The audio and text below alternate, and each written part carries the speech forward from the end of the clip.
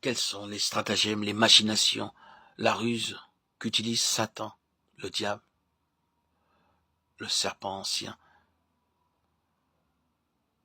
Quand Balaam fut loué par Balak pour maudire Israël, Balaam monta sur la colline et parvint à une éminence qui dominait toute la plaine où Israël était répandu. Balaam désirait maudire Israël en vue de le paralyser. La main de Dieu vint sur Balaam et sous cette main, Balaam ouvrit la bouche et se mit à parler. En particulier, nous noterons deux choses qui furent dites.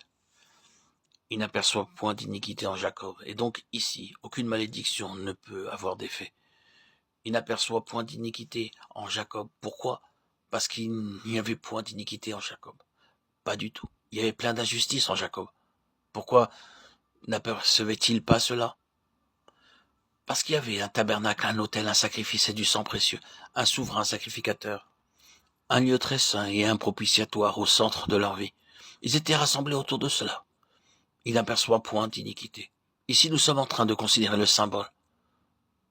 Transposé dans le Nouveau Testament, il s'agit de la justice de Dieu qui est nôtre par la foi en Christ, Jésus. Non pas nôtre de façon inhérente, mais que nous recevons en Christ. Donc la malédiction est annulée, tandis que nous demeurons sur ce terrain-là. Or, la chose suivante que Balaam a dite est celle-ci. C'est un peuple qui habitera seul, et il ne sera pas compté parmi les nations. Pas compté parmi les nations. Oh, cela est glorieux. Non seulement cela place Israël à part des nations, mais à la tête des nations. Or, s'il y a eu une chose que Satan a toujours essayé de faire avec le peuple de Dieu de tous les âges, c'est d'obtenir qu'il soit compté parmi les nations.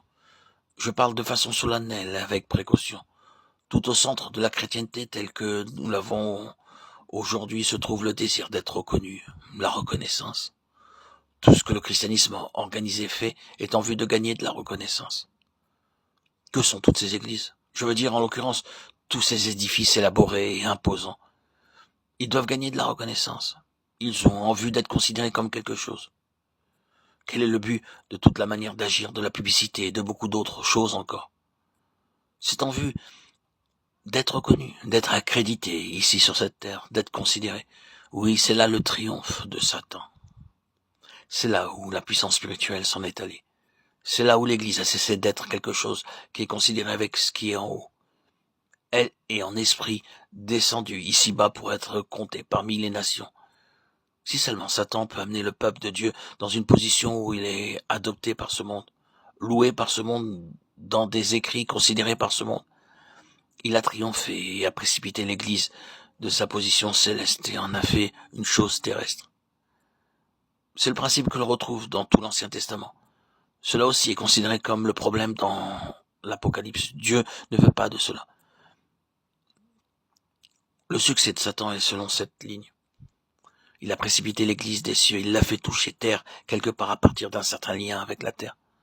Tout ceci a en arrière-plan cet objectif, ravir de la gloire à Dieu, en entraînant l'Église dans ce en quoi Dieu ne peut pas s'engager, duquel Dieu doit se tenir à l'écart.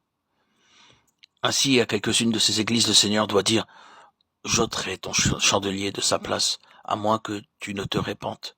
Je ne peux pas te laisser continuer à moins que tu ne règles ceci. Tu es descendu là, tu t'es mêlé à cette autre chose qui en principe n'est pas moi-même, n'est pas ma gloire morale. Tu dois abandonner entièrement cela et remonter et en sortir. Ou autrement, je devrais ôter ton instrument de témoignage de son lieu.